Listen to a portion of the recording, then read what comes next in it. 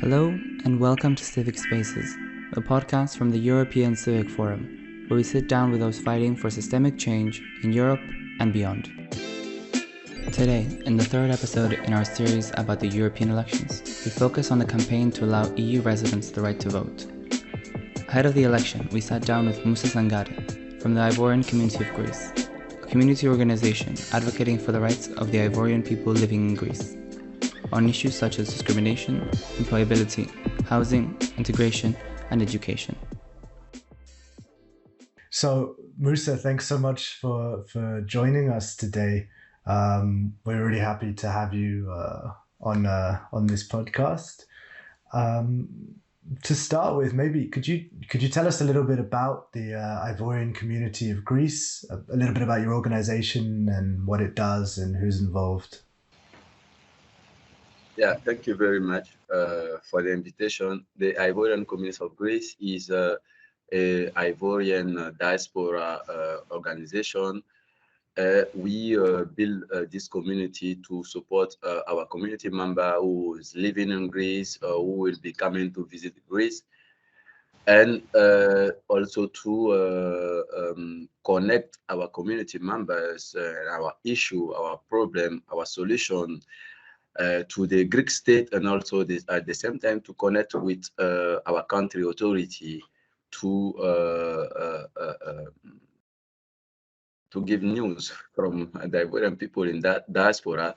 But at the same time, we do different activity. We do advocacy for equality, for solidarity, for justice. We also combat. We work for anti-discrimination. That's why we are member of some network for undocumented people. We really don't have something specific. We go where there is injustice. We go for it, and we are like everywhere in all the field. And also we promote our country culture. So we do cultural activity, and also we do sport activity. So we do many things. Yeah. Amazing. And how long has the organization been around? Were you involved in starting it? The organization have been officially created, funded on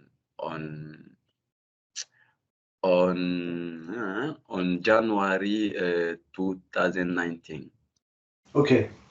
So like 5 years or more, maybe, I don't count, but we have the organization. But of course, before that, there was a Ivorian community that was in Greece. There was doing activity, there was organized. But the status, when I became the president, I tried to officialize the status of our organization to be legal and to operate legally in the country. And what inspired you to get involved with the organization? So I was founding members. So I have, from the beginning, I was the president until now. But what inspired me, because when I arrived in Greece in 2012,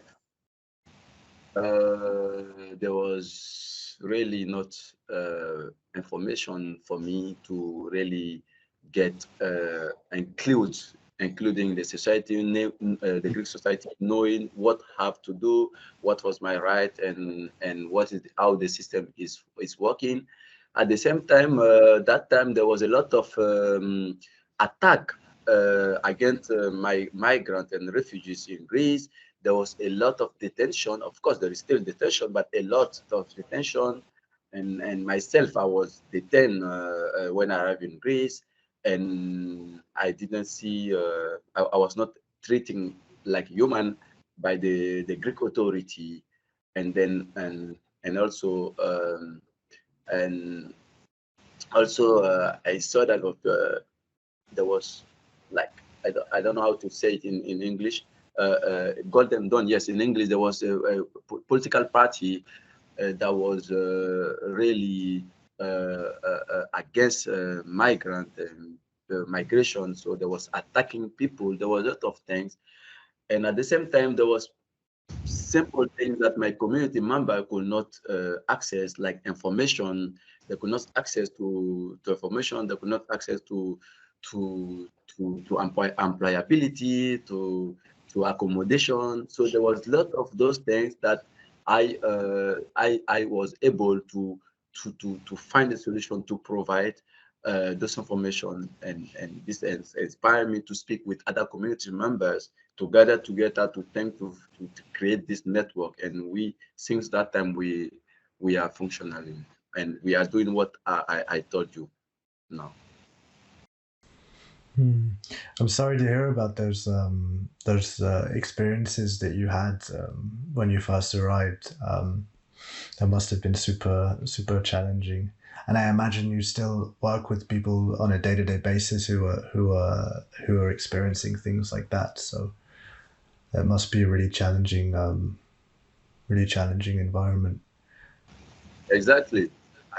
Nothing like from 2012 until now, 12 years now, nothing really changed, because people are still going detention, people are still facing Greek bureaucracy, people are still, there is not an inclusion, integration policy in Greece. From that time until now, we don't have national policy for include people in the society to have equal rights. So we are still facing this, and my community members are still facing this. The refugee and migrant community are still facing this. That is why we are joining different networks like the European Civic Forum, to have this space, to have support, to raise our voice, and trying to change the policy for everyone to be equal. Great. Well, we're really happy to have you in the network and on the board, of course.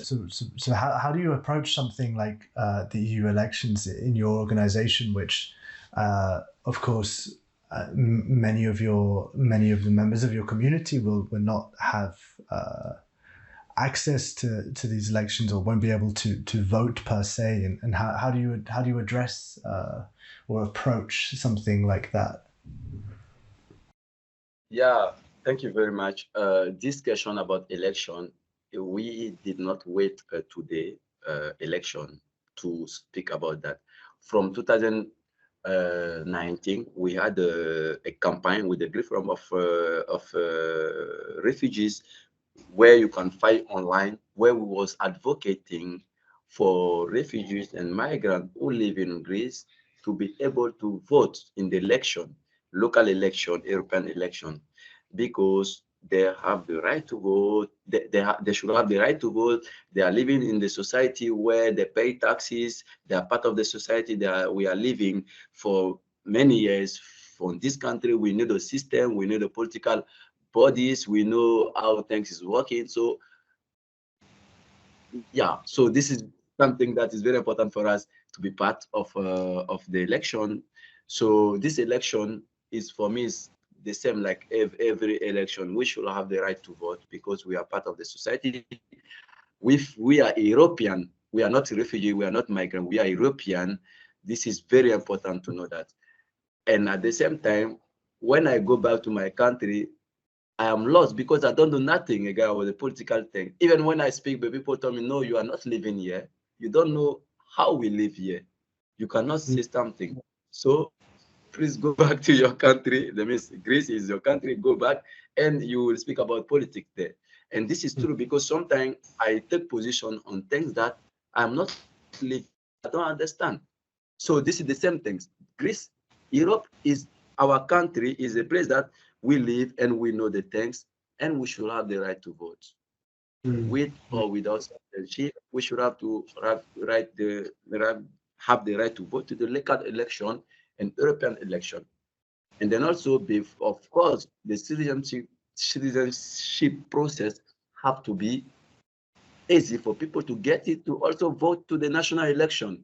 This is nothing, it's just paper. It's paper, it's nothing. This will not change our life, but it's very important to have the right to vote, to show that Europe is diverse. We cannot hide that. We are today in the diversity continent, that will go more and more. Like in few months, few years, we will have more diversity. So if we are smart enough as a European citizen, we need to create a policy for everyone to to fill in the system, so that we don't have big bomb will come after. We should avoid that, because if we don't have policy for the future generation, we'll have problem in the future. I wanted to ask you as well how you, if there's any activities or if you're organizing in any way to mobilize or to participate in European elections, even if many of your members can't be able to vote. Are there any other forms of participation that you are working in or working with organization for these upcoming elections, or that you've done in previous elections? We have idea, we have plan, we don't have funding. You know, the migration, the refugee and migrant little organization is lack of funding. But of course, we do our best in voluntary basic to promote what we want to show. About the election, recently, two weeks ago, we are part of a diaspora vote organization campaign for EU election. We organized a national event where we was trying to push the people who have the right to vote for us now. And I hope next election in 4 years, we will be able to vote. I don't know if I will be the citizen of Greece or not, but what I feel is like in the next election, with or without citizenship, we should have the right to vote. So yes, we was involved in this campaign, and now at the moment, I'm also involved in one campaign, is a Pact for Equality. So this is also this Pact of the Equality is like we are trying to promote. We are trying to promote equality in the system, but at the same time, we also are asking for right of vote, and this right of vote is part of the equality. So yes, those two activities at the moment, I'm involved with my organization. It's interesting. What kind of reception do you get when you were working and pushing for this voting rights to be extended? Do you find any? How is that going? That campaign. The campaign with the European diaspora, we organize national events. We invite some community leader who's very powerful that they share the idea, and we ask them to vote and to also contact the, since they are powerful and they have a lot of people with them. We ask them also to speak with their people, because most of those people who invite them, they have the right to vote. They was raised in Greece, they was born in Greece, and you know, we also have the vice mayor of Athens. We ask him to do his best to advocate for us, for that we can vote in the national election, in the next coming election, you know. So we ask him to have this in the agenda. So we try to do that, and at the same time, we try to share the post of diaspora vote in our social media to push people to vote. And of course, when we have our friend, our contact around us, we spoke with them to vote. And for the Pact of Equality, we are working on it right now. At the moment, we have meeting of the pact, but I choose to be with you because we have planning this for a long time, so I will join them after. But yeah, we are working on it. Now we are going to launch the pact next week, and we are going to call European member candidate to sign the pact, that they will also be able to implement when they will be elected out the Pact of Equality. So this is those two action that I'm part of. Maybe I have more, but I don't remember now because I do many things. But yeah. Sure. Well, thank you so much for taking the time. It's great to hear that you're involved in so many campaigns on a local level, national level, and a European level. And we're very thankful for you to make the time to speak with us. And it's great to hear as well that campaigns on a European level are taking root and that they're advancing, and that you're working together with different organizations to achieve the right to vote.